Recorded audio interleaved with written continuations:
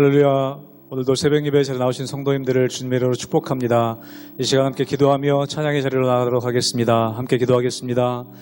하나님, 오늘도 우리가 하나님 아버지의 이름을 부르며 예배의 자리로 나아갑니다. 하나님, 우리 아버지 되시기에 참 감사하며 아버지 하나님 부를 때에 세임 주시는 그 놀라운 경험을 하게 하여 주시옵소서.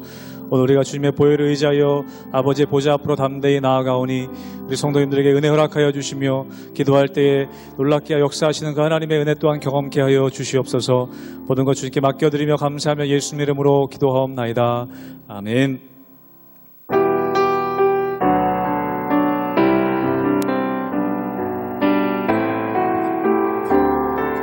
6월절 어린 양의 피로 6월절 어린 양의 피로 나의 삶의 문이 열렸네.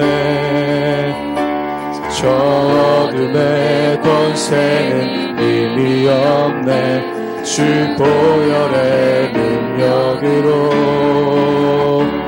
원수가 날 정죄할 때에도 난 이롭게 설 수 있네. 난 더 이상 정죄함 없네. 난 주 보혈 아래 있네. 6월절 어린 양의 피로 6월절 어린 양의 피로 나의 삶의 문이 열렸네. 저 어둠의 권세는 힘이 없네.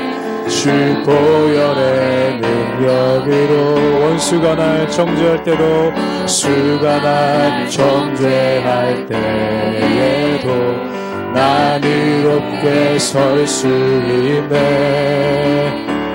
난 더 이상 정죄함 없네. 난 주 보혈 아래 있네. 난 주 보혈 아래 있네. 그 피로 내 죄 사했네.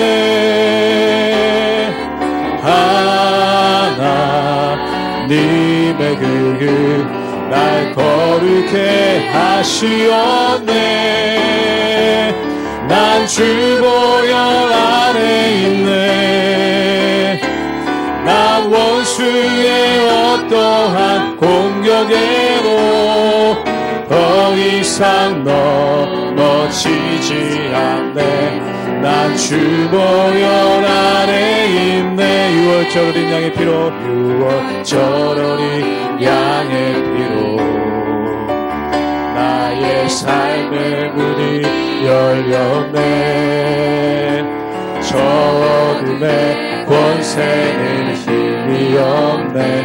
주 보혈의 능력으로 원수가 날 정죄할 때에도 난 이롭게 설 수 있네. 난 더 이상 정죄함 없네. 난 주 보혈 아래 있네. 난 주 보혈 아래 있네. 난 주 보혈 아래 있네. 그 피로 내 죄 사했네.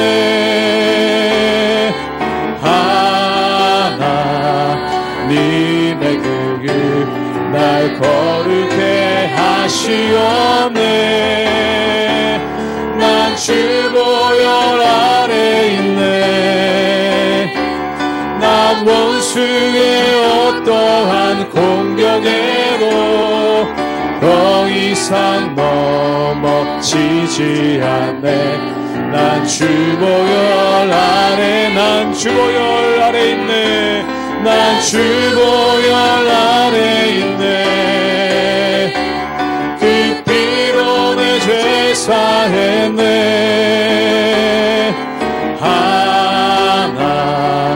하나님의 날 거룩해 하시었네. 난 주 보혈 아래 있네. 난 원수의 어떠한 공격에도 더 이상 넘어지지 않네. 난 주 보혈 아래 있네. 난 주 보혈 아래 있네. 그 피로 내 죄 사했네.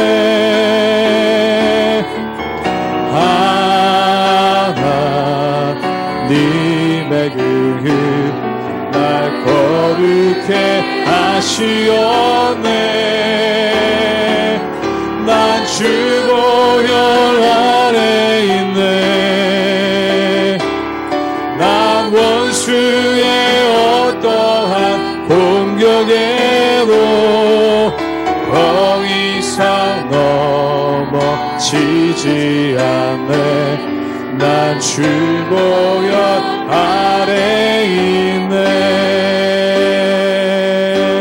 주의 보혈 능력이 또다.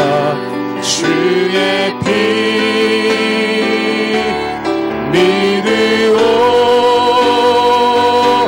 주의 보혈 그 어린 양의 매우 귀중한 피로. 주의 보혈 능력이 또다. 주의 보혈 능력이 또다. 주의 피 믿으오. 주의 보혈 그 어린 양의 매우 귀중한 피로. 우리 마지막으로 한번 고백합니다. 주의 보혈 능력이 또다. 보혈 능력이 또다. 주의 피 믿으오.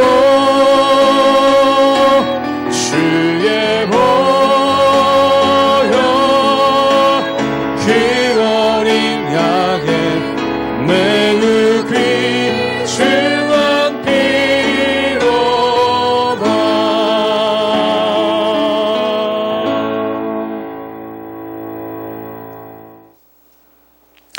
할렐루야.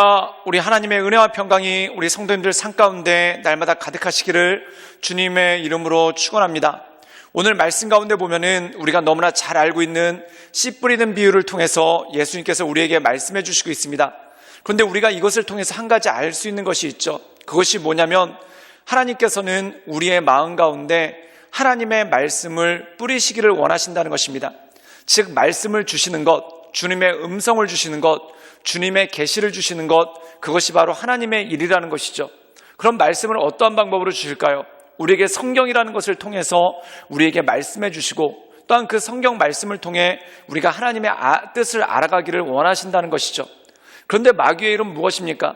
하나님의 말씀이 우리 마음 가운데 심겨지고 열매 맺지 못하도록 방해하는 것이 바로 사단의 일이라는 것입니다. 그래서 영적 전쟁이라는 것을 우리가 곰곰이 생각해 볼 때, 영적 전쟁이라는 것은 우리가 좋은 밭이 되어서 하나님의 말씀을 받으려고 애쓰는 것, 이것이 바로 영적 전쟁이라는 것입니다. 그 이유가 무엇일까요? 우리가 하나님의 말씀을 받으려고 애쓰지 않으면 마귀가 우리로 하여금 그 말씀을 받지 못하도록 다 제거해버리기 때문에 그렇다는 것이죠. 그러므로 사랑하는 여러분, 우리가 이 세상 살아갈 때 하나님께서는 우리에게 말씀을 주십니다. 그리고 그 말씀을 통해서 이 세상을 살아갈 수 있고, 또한 이 세상 가운데 승리할 수 있는 힘을 주신다는 것이죠. 그러므로 우리에게 주신 이 하나님의 말씀, 성경을 굳게 붙잡고 하나님의 은혜 가운데 승리하며 나가시는 우리 모든 성도님들 되시기를 주님의 이름으로 축원합니다.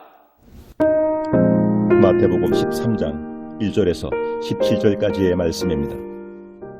그날 예수께서 집에서 나가사 바닷가에 앉으시매 큰 무리가 그에게로 모여들거늘 예수께서 배에 올라가 앉으시고 온 무리는 해변에 서 있더니 예수께서 비유로 여러 가지를 그들에게 말씀하여 이르시되 씨를 뿌리는 자가 뿌리로 나가서 뿌릴새 더러는 길가에 떨어짐에 새들이 와서 먹어버렸고 더러는 흙이 얕은 돌밭에 떨어짐에 흙이 깊지 아니하므로 곧 싹이 나오나 해가 돋은 후에 타서 뿌리가 없으므로 말랐고 도로는 가시 떨기 위에 떨어짐에 가시가 자라서 기운을 막았고 도로는 좋은 땅에 떨어짐에 어떤 것은 100배, 어떤 것은 60배, 어떤 것은 30배의 결실을 하였느니라.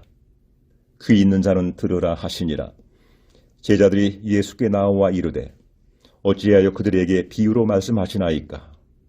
대답하여 이르시되 천국의 비밀을 아는 것이 너희에게는 허락되었으나 그들에게는 아니 되었나니 무릇 있는 자는 받아 넉넉하게 되되 없는 자는 그 있는 것도 빼앗기리라. 그러므로 내가 그들에게 비유로 말하는 것은 그들이 보아도 보지 못하며 들어도 듣지 못하며 깨닫지 못함이니라. 이사야의 예언이 그들에게 이루어졌으니 일러스되 너희가 듣기는 들어도 깨닫지 못할 것이요 보기는 보아도 알지 못하리라. 이 백성들의 마음이 완악하여져서 그 귀는 듣기에 둔하고 눈은 감았으니 이는 눈으로 보고 귀로 듣고 마음으로 깨달아 돌이켜 내게 고침을 받을까 두려워함이라 하였느니라. 그러나 너희 눈은 봄으로 너희 귀는 들음으로 복이 있도다. 내가 진실로 너희에게 이르노니 많은 선지자와 의인이 너희가 보는 것들을 보고자 하여도 보지 못하였고 너희가 듣는 것들을 듣고자 하여도 듣지 못하였느니라. 오늘 말씀 가운데 보면은 주님께서 우리에게 비유를 통해서 말씀하시는데 농부가 밭에 씨를 뿌린다는 것입니다. 그런데 농부가 처음에 밭에 씨를 뿌렸는데 이 씨가 밭에 떨어지지 않고 길가에 떨어져서 결국 새에게 먹이가 되었다는 것이죠. 그리고 두 번째로는 이 밭에 제대로 떨어지게 됐는데 밭에 돌이 너무 많아서 이 씨가 제대로 뿌리를 내리지 못하고 결국 말라 죽게 되었다는 겁니다. 그리고 세 번째로는 이 씨가 밭에 제대로 뿌려졌지만 밭에 여러 가지 잡초들이 많고 또한 가시넝쿨이 있어서 결국 제대로 자라나지 못하고 말라 죽게 되었다는 것이죠. 그렇다면 어떤 밭에서 말씀이 잘 자라날 수 있겠습니까? 우리 함께 마태복음 13장 8절의 말씀을 읽도록 하겠습니다. 제가 읽겠습니다. 더러는 좋은 땅에 떨어짐에 어떤 것은 100배, 어떤 것은 60배, 어떤 것은 30배의 결실을 하였느니라. 오늘 말씀 가운데 보면은 농부가 씨앗을 뿌리지만 그 밭의 상태에 따라서 열매를 맺기도 하고 또한 오히려 자라지 못하고 말라 죽게 되는 그러한 일이 있다는 것이죠. 예수님께서는 이 비유를 우리에게 풀어서 설명해 주시는데 그것이 뭐냐면은 하나님께서 우리 마음 가운데 씨앗, 즉 말씀을 뿌리신다는 것입니다.